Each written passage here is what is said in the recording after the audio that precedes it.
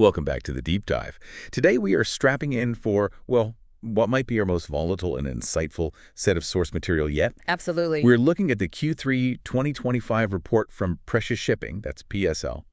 And honestly, this document, it reads less like a standard balance sheet. Yeah, much less. And more like a high-stakes geopolitical roadmap. It is absolutely packed with macro risk analysis, fallout from the trade war, and even some surprisingly juicy insights into the exploding energy demands of the global AI power boom. It really is an exceptional report in its scope. It sort of demonstrates that success in global shipping right now, it requires not just operational efficiency, but you basically have to be a macroeconomist and a political risk analyst too. So what's our mission today with this deep dive? It's complex. We need to pull out the critical financial performance metrics for sure, Okay. but also analyze how the company's, frankly, bold anti-decarbonization strategy seems to have been suddenly, and as they put it, perfectly vindicated. Right. And then we need to distill these immense geopolitical shocks. You mentioned the U.S. tariff war, the AI boom, but also the collapse of those critical IMO climate talks. How are these things fundamentally reshaping the dry bulk shipping market, maybe for the next decade? And what a strange quarter Q3 2025 was. I mean, based on these sources, the period was just defined by intense, almost contradictory forces pulling the market every which way. That's right. Year to date, the global freight market was weak, really weak. It led to depressed earnings across the board. But then the report argues pretty strongly that looking forward, the supply side is tightening so dramatically that dry bulk is kind of paradoxically now maybe one of the best sectors globally for long-term investment. That's the core conflict we have to unpack for you, because if you look purely at the headline numbers, the 9-month consolidated financials, well, the results are genuinely shocking. Shocking is the right word. Consolidated net profit plunged. It went from a really robust Baht, 5,218.90 million in the first 9 months of 2024, down to just Baht, 68.84 million in the same period of 2025. Wait, let's just reflect on that. 68 million from over 1.2 billion. That's an almost 95% collapse in profit over 9 months. It's a staggering drop. I mean, if you saw that number alone, you'd assume the company was, well, failing, hemorrhaging cash. Exactly. Yet, they assert, quite boldly, that their strategy has been perfectly vindicated. How do those two things coexist? Why the contradiction? Precisely. It seems the short-term pain, those weak freight market conditions that were really prevalent throughout the first half of 2025, completely obscured what was actually a long-term strategic game plan. A plan focused on. Focused on fleet renewal, really tight cost control, and crucially, a significant degree of regulatory skepticism. They were betting against the green transition happening smoothly or quickly. And then October 17, 2025 happens. And boom, that skepticism paid off spectacularly, largely due to external political forces, mainly out of the U.S. So we really have to dive into the details to understand why they feel vindicated despite that profit plunge. Okay, let's unpack this financial picture first, because you're right, that year-to-date shock seems to mask some, well, respectable operational wins just within the third quarter itself. So if we isolate Q3 2025, how did they actually perform then? Yeah, when you zoom in just on the quarterly numbers, the situation looks much more stable, actually. PSL successfully managed to increase the money they were making per ship day by day. Okay, that's key. In U.S. dollar terms, the average daily earnings per ship, their time charter equivalent, or TCE, it was on a positive upward trend. It hit USD 13,368 in Q3 2025. And how does that compare? That's up nicely from USD 12,755 in the same quarter of 2024. So ship for ship, they were earning more. So their ships were earning more per day. That's a definite positive operational signal. And critically, were they managing their costs aggressively during this time? That seems vital in a weak overall market. Absolutely essential. And they did well here too. Daily operating costs, or OPEX, were successfully contained at $5,284 per ship per day. Contained relative to what? Their target? Yes, this is a crucial metric because it successfully beat their own ambitious internal 2025 cost target, which was $5,670. That shows really excellent management discipline, holding the line on expenses. Okay, that's impressive. But how did it compare to the previous year? Now, that $5,284 number was slightly higher than the $5,175 they achieved in Q3 2024. Okay. But, and this is important context, they were running a larger fleet this year. More ships naturally means slightly higher overall costs. So keeping the increase that small and still beating the target is actually quite impressive. Right, context is key. But despite the higher daily earnings and the cost containment relative to target, the net profit still declined slightly in Q3, didn't it? Both in USD and Thai baht terms. It did, slightly. We're looking at a net profit of USD 7.78 million for the quarter, which was down a bit from $8.23 million in Q3 2024. And in baht. In baht terms, it dropped from baht 279.90 million down to baht 252.39 million. Yeah. So yeah, a slight dip even in the quarter. So this slight Q3 decline, despite better daily earnings, it requires a more granular look, doesn't it? What drove that? It does, and the currency effect is pretty critical here. When you analyze the results in Thai baht, which is their reporting currency, the net vessel operating income was actually up 1%. Up 1%. How? Well, this small increase was driven purely by the fact that they had a higher average number of vessels in operation during Q3 2025 compared to Q3 2024. Oh, how the fleet grew. Exactly. They grew their fleet from 37 vessels to 40 vessels over the 9-month period. So more ships operating meant slightly higher vessel income overall, even if rates weren't spectacular. Okay, so more ships bringing in slightly more total income, Right. but the costs were also naturally a bit higher because of that larger fleet. Where did they find significant savings then to help mitigate that cost increase and keep the profit decline relatively small for the quarter? This is where you see some textbook effective cost mitigation and also leveraging favorable currency dynamics. Administrative expenses, for example, were about 23.47 million lower in Q3 compared to the previous year. And why was that? The source specifically cites two main factors. First, lower legal expenses, which probably indicates some resolved disputes or just less litigation activity in the quarter. Okay, that helps. But second, and perhaps more importantly for this quarter, the appreciation of the Thai baht against the US dollar. The currency buffer strikes again. Explain how that helps their admin costs. Well, since shipping revenues are almost universally earned in US dollars, but a significant portion of their administrative and potentially some operating costs are paid locally in Thailand, in baht. If the baht strengthens against the dollar, it effectively reduces the dollar cost of those baht-denominated expenses when they translate everything back. Right, so it makes their local costs look cheaper in the consolidated USD-heavy picture. It's a temporary buffer, of course, dependent on exchange rates, but certainly beneficial for this particular quarter's bottom line. It definitely helped mitigate the pain in Q3. Now, on the flip side, you have to look at their finance costs. Those went up by baht 6.20 million in Q3. And that's understandable, right, given interest rates. Entirely understandable. You had the global high interest rate environment imposed by central banks everywhere. Plus, PSL themselves took on increased loans and issued debentures, specifically to fund the new vessel purchases as part of their ongoing fleet renewal strategy. So, higher debt load plus higher rates equals higher finance costs. Makes sense. Okay, but let's pivot back to that really dramatic 9-month consolidated financial shock we started with. The one that saw net profit plunge from overbought 1.2 billion down to just, what was it, bought 68.84 million. Like the penny fraction. Right. That collapse wasn't just about slightly higher finance costs or a helpful currency swing in one quarter. That was about the underlying market conditions, wasn't it? Correct. The primary reason, according to the source material, was a massive 20% lower net vessel operating income recorded over the entire 9-month period. 20% lower income from the ships themselves. Exactly. And this huge reduction is attributed directly and solely to a sustained weak freight market, particularly through the first half of the year, maybe Q1 and Q2 especially. This market weakness completely overwhelmed any benefit they gained from adding those 3 extra vessels to the fleet during the period. So even with those operational savings, we talked about the lower running expenses, the reduced variable compensation mentioned in the report, those cost offsets couldn't come anywhere close to compensating for the abysmal freight rates they must have had to accept in Q1 and Q2 2025. That's the story. It reinforces the narrative. PSL seems operationally sound, they're strategically forward-thinking, but the entire sector was just profoundly battered by external market conditions in the first half of 2025. It's a really great example of how macro forces can just override micro-efficiency, at least in the short term. And speaking of external factors, we absolutely have to note this bizarre contradiction between the financial volatility we're discussing and the high-level corporate recognition they kept receiving throughout this period. It's almost like a case study in corporate dualism. It provides fascinating context, doesn't it? Despite navigating this financial tempest, this profit collapse, they clearly maintained an intense focus on governance and ESG, environmental, social, and governance factors. What kind of recognition are we talking about?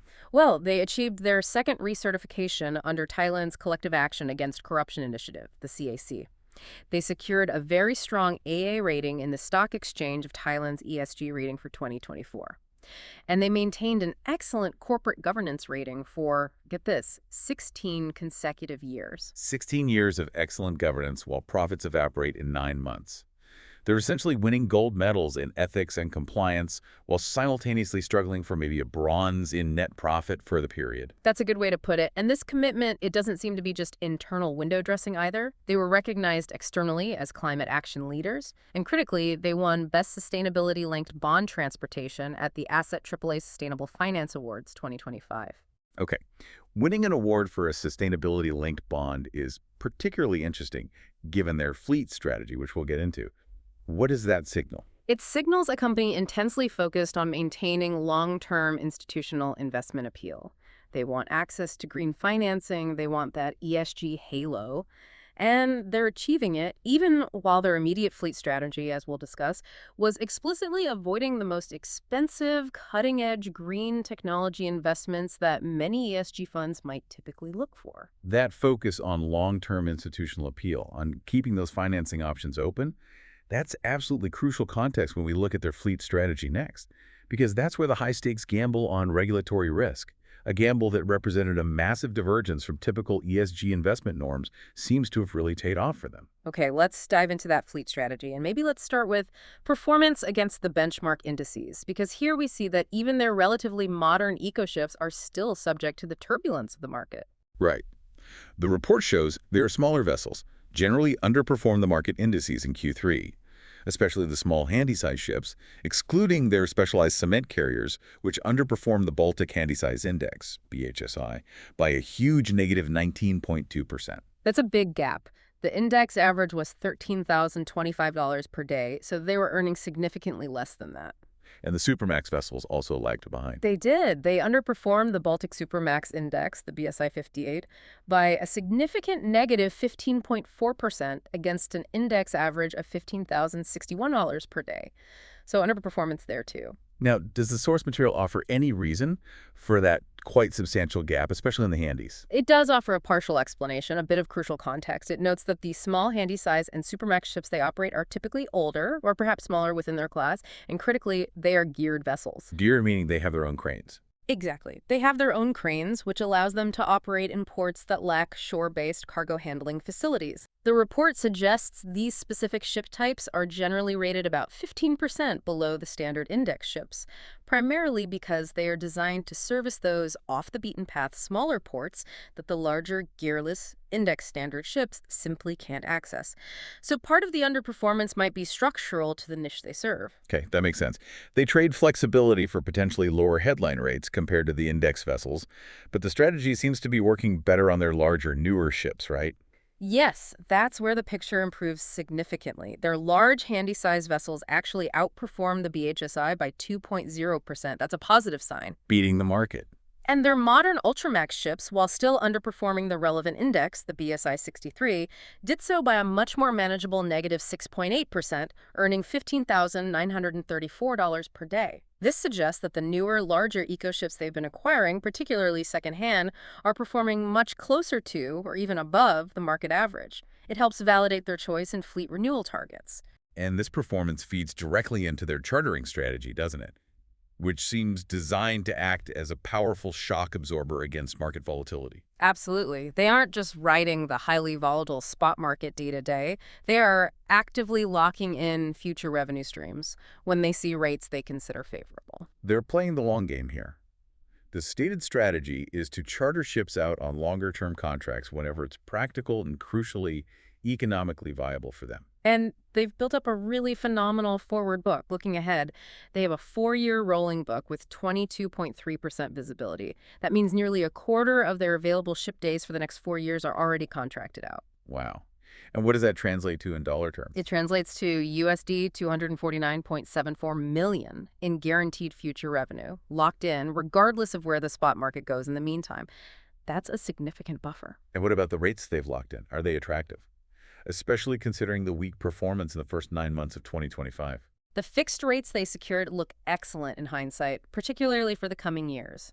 If you look at the figures provided for 2026, for instance, 29% of their available vessel days for that year are already fixed. Okay. And the average time-chartered TC rate they secured for those days is an attractive $15,420 per day. That's well above the depressed levels seen earlier in 2025. That's strong. And does that visibility extend further out? It does, albeit at lower percentages, which is normal. Even looking way out to 2028 and 2029, they still have 12% of their days fixed at nearly $15,000 per day. This long-term visibility provides a significant shield against the extreme spot market volatility that really crushed their year-to-date income statement for 2025. Okay, now let's get to the most controversial decision, the one that now looks, in their words, perfect. This is the fleet renewal strategy that centered on waiting for zero-carbon fuels to become viable rather than jumping in early. This was a clear divergence from many competitors, especially those heavily influenced by ESG pressures who were ordering dual-fuel vessels capable of running on methanol or ammonia. It was definitely a contrarian stance at the time. So what was the company's stated rationale for delaying that full jump to ordering brand-new green-fueled ships? Why wait? They identified 3 massive interconnected hurdles that they clearly felt were just too risky to overcome back in, say, 2024 or early 2025 when these decisions were being made. Okay, hurdle number 1. First, the sheer capital expenditure hurdle, the upfront cost. They argued that fitting these newfangled engines, plus the specialized tanks needed for fuels like methanol or ammonia, plus potentially corrosion-proof pipelines and handling systems, all of that would increase the capital expenditure, the CapEx, by around 30% compared to building a standard conventional fossil fuel burning new ship. 30% higher cost. That's a massive upfront penalty for what was, at the time, still somewhat uncertain technology and infrastructure.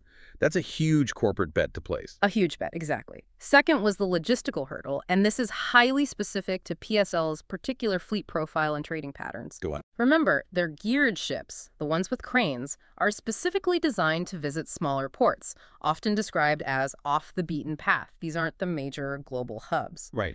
PSL argued that actually obtaining future green fuels, whether it's methanol, ammonia, hydrogen carriers, whatever emerges at these numerous, often remote, smaller ports, might be logistically impossible, or at least prohibitively expensive, for the foreseeable future. They worried they'd have ships that couldn't actually bunker fuel where they needed to trade. It could limit their global operational flexibility. Stranded assets. Oh. Potentially.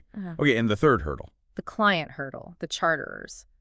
Basically, even if PSL did invest that extra 30% CapEx in a costly zero-carbon ship, their clients, the companies hiring the ships to move cargo, simply weren't willing to sign long enough charter contracts or, critically, agree to pay the significantly higher time charter rates that would be required to justify that massive extra investment. No green premium being offered by the market. Essentially, yes. The customers weren't demanding it strongly enough to pay for it. So no premium meant no justification for the extra investment, from PSL's perspective. So faced with those 3 hurdles, cost, logistics, and clients, what was their chosen strategy instead?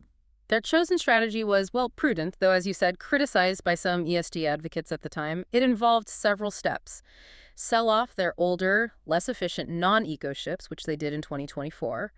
Then buy younger, more fuel-efficient eco-engine ships, typically under 10 years old. On the second-hand market, they bought 5 of those in 2024. Okay, upgrading through used assets. Right, and then supplement that by purchasing 3 modern Ultramax ships second-hand in 2025, and also ordering a small batch of 4 new Ultramax ships, but critically with conventional fossil fuel capability scheduled for delivery in 2026. So they modernized, reduced the average age of the fleet, increase their total carrying capacity, DWT, and improve their carbon footprint relative to the older ships they sold. Yes, achieving all those benefits. But without taking the massive leap into the uncertain world of alternative fuels and that 30% CapEx premium, they maximized efficiency within the existing known regulatory framework while consciously minimizing their exposure to future fuel availability risk and cost risk. Precisely. They hedged their bets, focusing on proven technology and second-hand value. And here is where the geopolitics comes crashing in, completely unexpectedly for many, to validate their skepticism and caution. The U.S. political machine effectively intervened and killed the global shipping climate deal, at least for now. And suddenly, PSL's strategy looks, as they said, perfectly vindicated. It's the ultimate strategic relief for a company that took that stance. Let's set the scene. The Marine Environment Protection Committee, MEPC, of the International Maritime Organization, IMO, that's the UN body regulating shipping, was scheduled to hold a really critical vote on October 17th, 2025. A vote on what specifically? On the proposed net zero framework, the NZF. This framework was the big package, and it included the highly debated, potentially very costly global carbon tax on shipping fuel. It was supposed to set the pathway for decarbonization. And what happened? That vote completely collapsed. It didn't happen. Why? What caused the collapse? It collapsed primarily because the new U.S. administration led by President Trump following the 2024 election came out unequivocally rejecting the entire NZF proposal just before the meeting. They didn't just disagree politely. Oh, no. According to the source, they leveraged their favorite weapon, trade tariffs. They reportedly threatened countries and delegates who were planning to support the global targets with punitive tariffs on their exports to the U.S. Wow. So weaponizing trade policy to influence environmental regulation at a UN body. Any specific examples? The source mentions, for example, that they allegedly targeted nations like the Netherlands, a strong proponent of the carbon tax, with threats of increased duties on their imports into the U.S. if they voted in favor of the IMO framework. So the U.S. delegation basically used trade blackmail to scuttle the global consensus. That appears to be what happened. This maneuver successfully killed the momentum. The IMO failed to get the necessary two-thirds majority required to implement the mandate. They had no choice but to postpone the whole discussion on decarbonization targets and the carbon levy for at least another year, maybe longer. And the immediate consequence for PSL? It instantly validated their strategy of waiting out the green fuel fog, as they called it. They remain fully compliant with all existing environmental rules, like EEXI, CII, but they have crucially avoided spending potentially hundreds of millions of dollars in massive, potentially unnecessary capex on uncertain future fuel technology that now lacks a clear global regulatory driver. It essentially sets up a scenario where their prudence, perhaps even their political forecasting or skepticism, directly translated into a massive competitive financial advantage over peers who'd already committed to those expensive dual-fuel new builds. Absolutely. A huge potential cost saving and avoidance of risk. What's so fascinating here is how fundamentally intertwined PSL's specific shipping strategy is with the broader, frankly, chaotic U.S. political and economic environment unfolding in 2025. Okay, let's shift our focus squarely onto that U.S. economy and the trade war fallout that was really defining Q3 2025. Because the data we're seeing described in the source material, well, it seems deeply conflicted. The U.S. economy absolutely presented a highly contradictory picture during that period. On one hand, you had GDP growth coming in faster than expected in Q2, which sounds good. Yeah. But beneath that headline number, the labor market was clearly deteriorating, and quite rapidly. The official unemployment rate ticked up to an uncomfortable 4.3% in September 2025. Okay, 4.3% is getting noticeable. But wasn't there something even more shocking in the job numbers? Revisions, perhaps. Yes, the real shock was buried in the revisions to past data. The source material notes that the Bureau of Labor Statistics, BLS, had to revise sharply downwards the non-farm payroll statistics for the preceding months. They effectively lopped off a staggering 258,000 jobs that the market previously thought had been created, just erased them from the record. 250,000 jobs just vanished from the prior month's data. Vanished. That revision was absolutely brutal for market sentiment. It dragged the average 3-month payroll gain down from what looked like a decent, albeit slowing, 150,000, down to a really grim 35,000 jobs per month average. That is a clear sign of significant widespread labor market weakness and a sharp deceleration. It signaled a much softer underlying economy than people had believed based on the initial reports. And let's not just glide past the political drama surrounding this data, which the source highlights. There was the reported firing of the initial BLS commissioner after she delivered some bad jobs news. Right, which raised eyebrows about political interference. Only for her replacement to then come back with these even worse, massive downward revisions later. That whole episode just underscores how politically charged, maybe even manipulated, the key economic indicators had become during this intense period of tariff debates and election aftermath. Absolutely. The integrity of the data was being questioned. And this labor market weakness, it pulled at the Federal Reserve, which, let's be frank, operates under intense political pressure, specifically noted in the source regarding White House pressure on Chairman Powell in one direction towards easing policy, towards cutting rates. But inflation was still a concern, wasn't it? Yes, that was the other side of the coin. You had accelerating underlying inflation reported in July, partly fueled perhaps by the uncertainty around tariffs and their impact on import prices. So the Fed was caught between slowing growth and rising stagflationary signal. What did they do? Ultimately, the rapidly weakening labor market data, especially those huge downward revisions, won the day. It forced the Fed's hand, leading them to cut their benchmark interest rate by 25 basis points on September 17th, despite those lingering inflation concerns. The pressure to support employment, likely amplified by the White House, was just too strong. Okay, so a weakening labor market, rate cuts starting. Yet the report also highlights this paradox. Despite the average American potentially struggling with rising debt delinquencies mentioned, the overall U.S. economy remains somewhat afloat. How? This is due to a really important consumer paradox highlighted in the report: the sheer concentrated spending power of the high-income segment of the population. The wealthy kept spending. And how? It's a crucial distinction when you're forecasting demand, especially for imported goods that dry bulk carriers might transport components for. The source states that consumers in the top 10% income distribution accounted for a staggering 49.2% of total U.S. consumer spending in Q2 2025. Nearly half of all spending from just the top 10%. Yes, and that's the highest level recorded for that segment since way back in 1989. This massive concentration of spending power at the top is essentially what was keeping the U.S. demand engine sputtering along, even as the rest of the country might have been facing rising costs, higher debt burdens, and that weaker job market. But if the U.S. economy is being held up primarily by the spending of the wealthiest 10%, while delinquencies are rising for everyone else, doesn't that make the recovery seem incredibly brittle?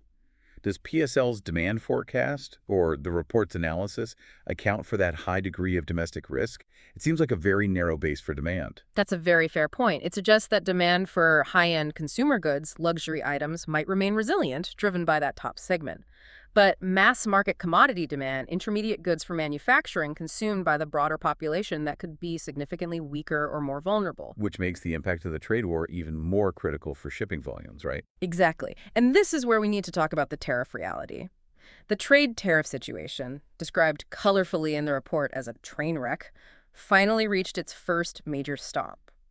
What emerged was a baseline tariff of just under 15% levied on basically all imports into the U.S. Just under 15%. Okay. While that's perhaps not the absolute catastrophic 25% or more that some had feared initially, True, yeah. that's still a massive increase compared to the average pre-Trump tariff rate, which was around 2.3% before Liberation Day, as the source calls it. That's a huge structural shift in trade costs. A fundamental shift. And that looming tariff threat, even before it fully locked in after a second 90-day implementation pause mentioned in the text, created a predictable rush. Businesses scrambled to front-load cargo imports. Get goods in before the higher duties hit. Precisely. The evidence was clear. The Port of Los Angeles reported its highest container throughput in its entire 117-year history back in July 2025. Shippers were absolutely rushing goods in, confirming a significant front-loading effect that almost certainly pulled import volume from Q4 into Q3, artificially boosting Q3 numbers at the expense of Q4. Okay, so the U.S. side is turmoil, front-loading, and tariffs. What's fascinating, though, is China's response, as highlighted in the report. They weren't just sitting there and absorbing the pain from the U.S. tariffs. They were actively demonstrating geopolitical resilience by strategically reorienting their trade flows. Exactly. This is key. While China's exports to the U.S. inevitably slowed down due to the tariffs and the general uncertainty, Their overall exports held up. surprisingly, yes. China's total exports actually rose unexpectedly in July. And the reason was that increased demand from the rest of the world, ROW, think Asia, Africa, South America, maybe parts of Europe, effectively replaced the slowdown in demand from the U.S. market. They pivoted. They pivoted fast. And this trade diversification is quite stark when you look at the numbers provided. By the end of July 2025, exports destined for the U.S. were down to just 13% of China's total exports. 13%. How does that compare historically? That's a steep drop from 22% back in 2018 before the major trade tensions really escalated. China is clearly focusing its formidable export muscle elsewhere. And what does that reorientation mean for dry bulk shipping specifically, if goods aren't going across the Pacific to the U.S. as much? It means a critical element for dry bulk profitability, longer ton miles. As cargo shifts away from the relatively efficient, shorter trans-Pacific lanes towards potentially much longer routes, say from China to Europe, around Africa, or to South America, or deeper into Southeast Asia, the ships have to travel further to deliver the same amount of cargo. Longer voyages soak up more ship capacity, effectively tightening the market, even if total tons moved globally remain flat. This shift is structurally positive for dry bulk demand intensity. So if the U.S.-China container trade is being disrupted by tariffs, potentially leading to longer routes, that leaves the dry bulk sector looking at an even tighter supply-side picture, right? This seems to be where the really bullish case for future dry bulk strength takes shape, the argument for potential glory years returning. This supply-side tightness, it really is the rock-solid foundation for the entire bullish thesis presented in the report. It argues that dry bulk currently has the weakest order book-to-fleet ratio of any major shipping segment in the world right now. How weak are we talking? Just 10.4%. That's the percentage of the existing fleet capacity that is currently on order as new ships. Okay, 10.4%. How does that compare to other sectors, just for perspective? It's incredibly low. To put that into perspective, the report notes containers are sitting at 31.57%, nearly a third of the fleet on order, and LNG carriers are at a staggering 41%. So relative to those, the dry bulk sector is simply not ordering new ships in significant numbers. And why is that 10.4% ratio so critical? It's critical because, as the report points out, that 10.4% order book is actually smaller than the existing fleet of ships that are already 20 years old or older. That segment represents 10.84% of the world fleet. Let me make sure I understand that. You have more old ships that likely need to be replaced soon due to age and regulations than you have new ships currently on in order to replace them. Precisely. It sounds like an existential supply crisis brewing, doesn't it? You're looking at a scenario where fleet shrinkage is almost mathematically inevitable unless new orders pick up dramatically, which they haven't. And can that structural constraint be solved quickly? Can shipyards just start building more bulkers? Not easily. The report emphasizes that global shipyards are essentially fully booked solid until at least 2027, primarily churning out those massive orders for container ships and LNG carriers placed during the post-pandemic boom. Getting new building slots for dry bulk carriers is extremely difficult, with availability only really opening up from 2028 or maybe even 2029 onwards. So that virtually guarantees supply tightness in the near to medium term, say the next 3-4 years almost, regardless of what happens with immediate demand fluctuations. That's the core of the supply side argument. The fleet supply is structurally constrained for the foreseeable future. Okay, so a very low order book. Yeah. But beyond just the lack of new ships coming in, aren't there also mandatory regulations that are actively pulling existing ships out of the available supply or reducing their effective capacity? Yes, absolutely. This is another layer tightening the screws on supply. The report highlights two major factors actively absorbing capacity from the operational fleet right now. Factor number one. First is the impact of mandatory special surveys, or SS. These are extensive, legally required inspections and maintenance periods that ships must undergo typically every 5 years, so at age 5, 10, 15, 20, and so on. These surveys require the ship to go into dry dock, often for a significant period. How long are we talking? It can last anywhere from 15 days to sometimes 40 days or even more, depending on the ship's age and condition. And the sheer volume of ships undergoing these surveys is increasing as the fleet ages. So it takes ships offline.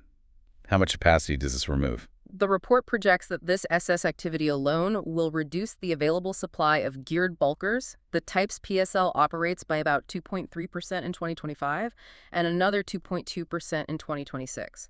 That's a measurable increasing drain compared to the 1.7% impact estimated for 2024. And the number of ships involved must be huge. It is. The source mentions that on any given day, something like 55 handy-sized vessels and 83 Supermax or Ultramax vessels are out of service undergoing their special surveys. That's a massive logistical bottleneck, constantly taking ships out of circulation for weeks at a time. Wow. Okay, so special surveys are pulling ships out.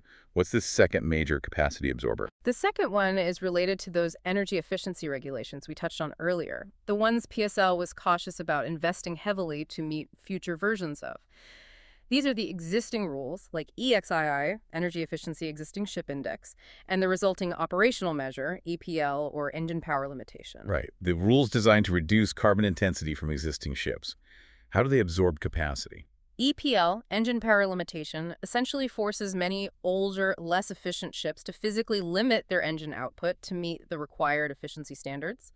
The practical effect is a reduction in their maximum operational speed. Slower ships. Slower ships, and this is taking another significant chunk out of the effective supply.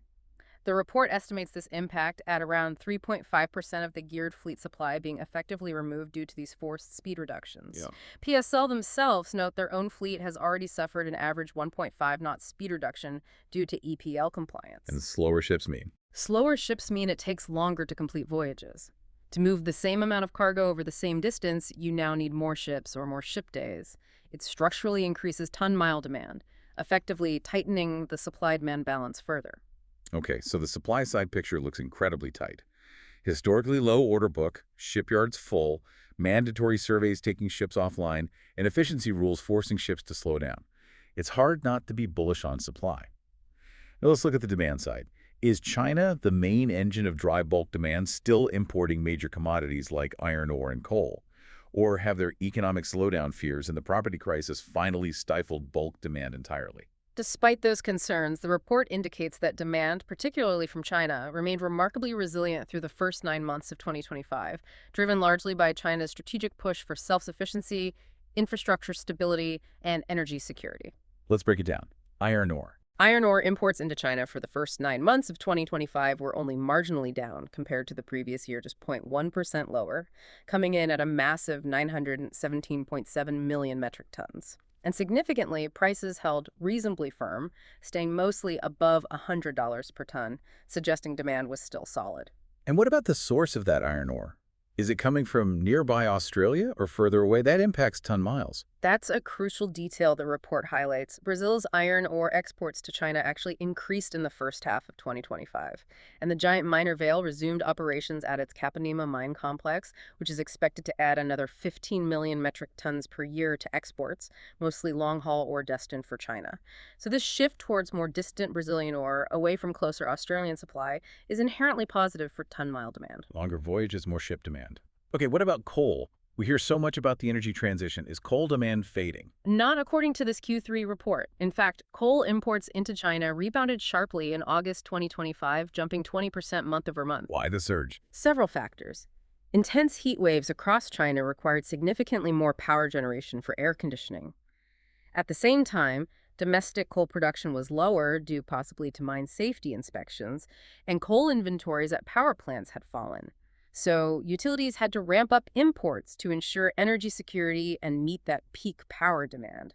The industrial need for reliable, resilient power, whether for cooling during heat waves or just general manufacturing resilience, keeps the seaborne coal trade firmly in play, despite the growth in renewables. And renewables are growing, but maybe not fast enough to meet total demand growth yet. Yeah. What about the grain trade? Is that also being impacted by climate and logistics? Very much so. The grain market is seeing significant shifts driven heavily by climate factors and global logistics. For example, the report notes West Australia's wheat production forecast is up by 20% thanks to good rainfall, which obviously increases their potential export supply. Good news for exports from Australia. But conversely, China's own domestic wheat crop forecast was reduced by about 5%, largely due to the impact of those same heat waves that boosted coal demand. So Australia has more, China has less. Exactly. That setup points directly towards greater long-haul grain imports into China, likely sourced from places like Australia, North America, or South America, again, boosting ton-mile demand. The report also notes that total U.S. corn exports were up, helping the overall grain trade, even though China was reportedly not buying U.S. soybeans during this particular season, likely due to the ongoing trade tensions. Okay, so core commodity demand looks resilient, maybe even growing on a ton-mile basis due to sourcing shifts. Now let's talk about what the report presents as potentially the single biggest long-term demand catalyst on the horizon, the Simandou iron ore project in Guinea, West Africa.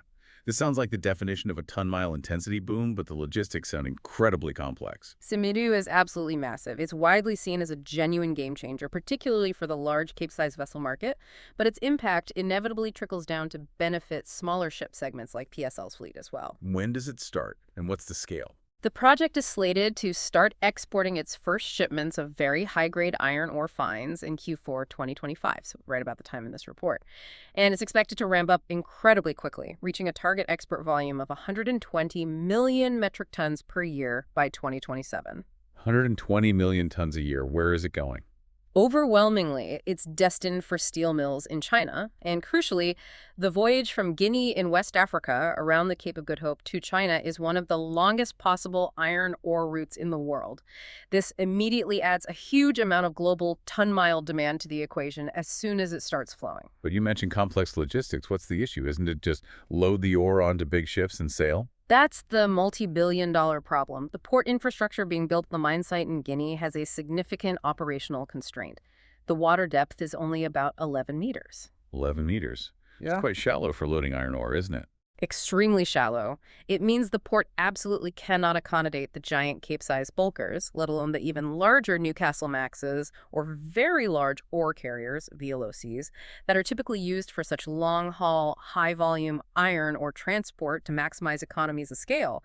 They simply draw too much water. So how on earth do they plan to get 120 million tons a year out of an 11-meter deep port onto ships big enough for the China route? This is where the brilliant but inherently capacity-straining logistical plan comes in. The solution involves transshipment. Smaller ships, specifically 44,000 DWT deadweight ton geared vessels, ships equipped with their own cranes and grabs, will be used to load the iron ore directly at the shallow port terminal. Okay, smaller ships can get in. Then what? Then these loaded 44,000-ton ships will sail out from the port to a designated deepwater anchorage area offshore. Waiting there will be the big boys, the Cape-sizes, maybe Newcastle Maxes or VLOCs. And they transfer the cargo at sea. Exactly. The smaller crane ships will essentially act as floating conveyor belts, transferring their cargo, potentially using intermediary barges as well, according to some plans, onto the much larger bulk carriers waiting at anchorage. Once the big ship is full, it sails off on the long voyage to China, and the smaller feeder ships go back to the port for the next load. Wow. So these smaller 44,000-ton geared ships are effectively serving as dedicated floating transshippers for this single project. That must permanently reduce the effective size of the global fleet of similar-sized ships available for general trading, right? That is precisely the point the report emphasizes. These 44K DWT vessels, likely dozens of them eventually, are now permanently diverted from the general spot market. They're locked into this specialized feeder ship role, committed to a single high-intensity route servicing Simandou for years, maybe decades. And the impact on the market. It creates an immediate and massive structural strain, primarily on Cape-size supply, because the transshipment process itself is inherently less efficient than direct loading. But crucially, it also results in what the report calls a necessary trickle-down effect. Trickle down how? All the smaller parcels of cargo, things like bauxite, nickel ore, fertilizers, cement clinker, scrap metal cargoes that perhaps a Cape-size might have carried previously as part of a larger load or on a backhaul route, those cargoes now get bumped down the vessel-size chain. They are left for the Kamsar Maxes, the Ultramaxes, the Supermaxes, and the handy sizes to carry. Which are exactly PSL's core fleet segments. Exactly. This logistical bottleneck created by the Simandou project's port infrastructure limitations immediately translates into enhanced structural demand specifically for the geared dry bulk sector that PSL operates in. It's a major long-term demand driver completely independent of global GDP growth. #TAG energy, AI, and climate shocks. That strong underlying demand outlook, especially with Simandou kicking in, leads us directly into the whole energy side of the equation. Because this baseline demand for raw materials is now being dramatically accelerated, according to the report, by the exploding, almost unforeseen secular needs of artificial intelligence, which apparently requires unbelievable amounts of electrical power. This AI-powered demand surge is potentially a secular shock that the traditional dry bulk shipping market models have not yet fully internalized or priced in. The financial figures being thrown around are just staggering. Like what? Well, the report cites NVIDIA CEO Jensen Huang forecasting something like $4 trillion in global spending on AI infrastructure by 2030, and that figure excludes China. Meanwhile, other forecasts predict $3 trillion being spent just on data center construction alone by the end of 2028. Trillions of dollars. What does that mean in terms of physical stuff that needs shipping? It means massive movements of commodities needed for construction steel, cement, copper, aggregates. And perhaps even more critically for dry bulk, it means massive demand for fuel to generate the electricity to power these things. Right. These data centers are notoriously power hungry. How significant is the demand expected to be? Enormous. The U.S. Energy Information Administration, EIA, is cited as predicting that these power-hungry data centers will push overall U.S. electricity consumption to new record highs in both 2025 and 2026.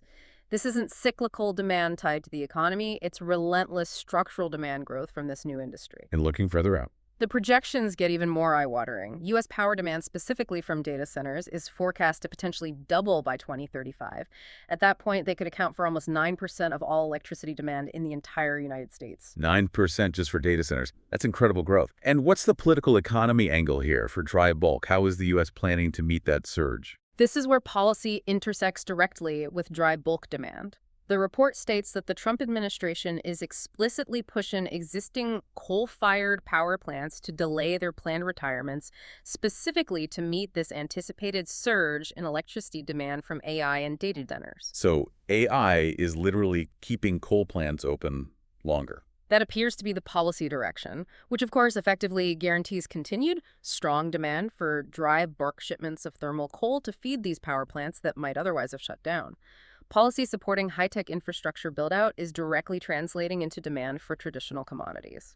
Now, the report also draws a contrast with how China is approaching its AI power needs. What are they doing differently? Yes, it's an interesting contrast in strategy. While the U.S. seems to be relying heavily on extending the life of existing fossil fuel capacity, China is reportedly focusing on building many of its new, large AI data centers in high-altitude, remote regions like Qinghai Province, which sits about 3,000 meters above sea level. Why build them up there? The key advantage is the cold air. At that altitude, the ambient air is naturally much colder, which means the data centers require significantly less electricity, reportedly up to 40% less, for cooling their servers. Ah, natural cooling efficiency. Exactly. And this makes using renewable energy sources, which might be abundant in those remote areas but perhaps less consistently available 24/7, much more cost-effective for powering the data center operations overall. So China is trying to mitigate the power demand surge through geographical placement and leaning more towards renewables where feasible. Interesting. But both approaches, U.S. extending coal, China building remote centers, still require massive physical build-out, right? Construction materials, components, that still drives bulk demand regardless of the final power source. Absolutely. The construction phase itself is hugely materials intensive, driving demand for steel, cement, aggregates, copper, etc., all transported by bulk carriers. Okay, zooming out to the global picture, the report highlights this ongoing energy paradox. What's the finding there? The Energy Institute's statistical review is mentioned. It found that while renewable energy sources, mainly wind and solar, did indeed surpass coal as the globe's single largest source of electricity generation for the first time ever in the first half of 2025, driven largely by massive build-out in China. That sounds like progress for decarbonization. It is, but the paradox is that overall global energy demand is still rising even faster than the growth in renewables, population growth, industrialization in developing nations, and now this AI surge. It all adds up. So the net result is? The net result is that fossil fuels are, as the report bluntly puts it, not dead. Their absolute consumption may still be growing, or at least plateauing at high levels, to fill the gap between total energy demand growth and renewable deployment. And therefore, the requirement for transporting these fuels, coal, oil, gas, via LNG, linking back to that high order book, via bulk shipping, remains robust. Okay, let's circle back then to that major policy shock we discussed earlier, the IMO climate policy demise. We talked about how the U.S. tariff threat effectively killed the vote on the net zero framework and the carbon tax. What are the broader economic consequences of that collapse for shipping investment? The U.S. rejection and the way it happened, using tariff threats against supporting nations, injected immense policy uncertainty into the entire shipping investment landscape.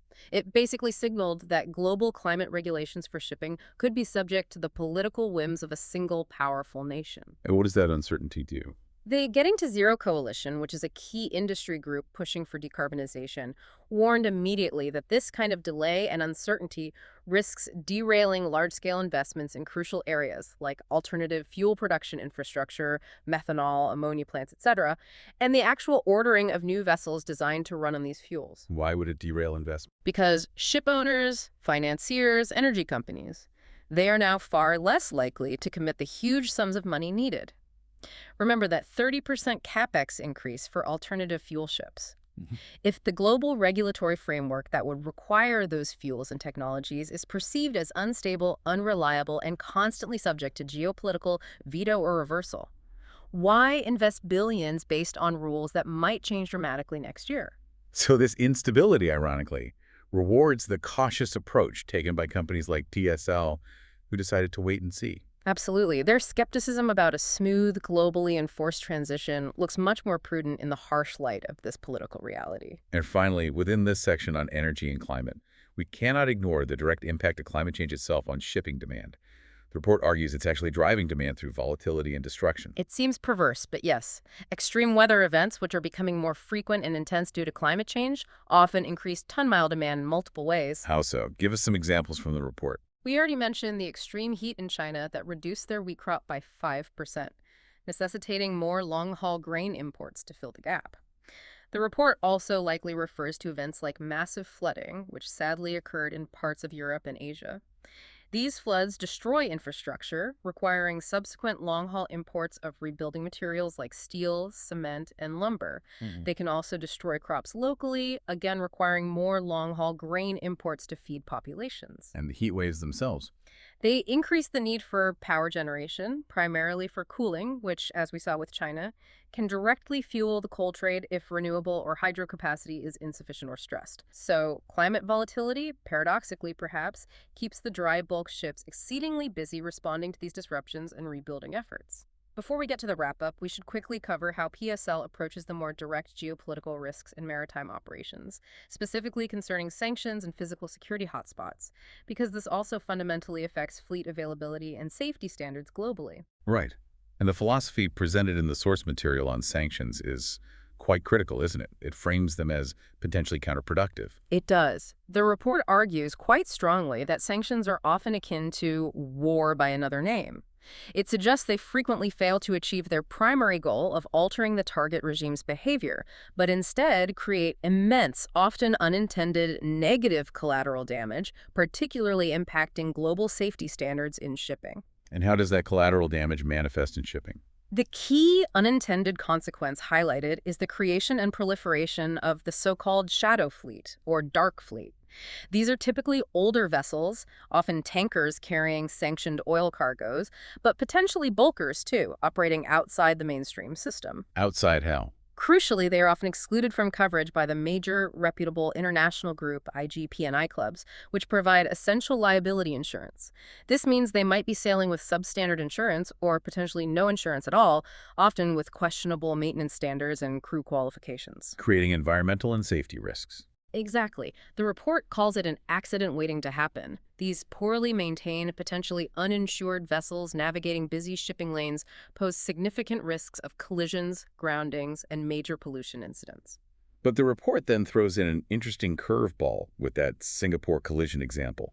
It seems to challenge the simple narrative of shadow fleet bad, insured fleet good. Yes, it adds necessary nuance. It mentions the collision between the Hafnia Nile and the Series.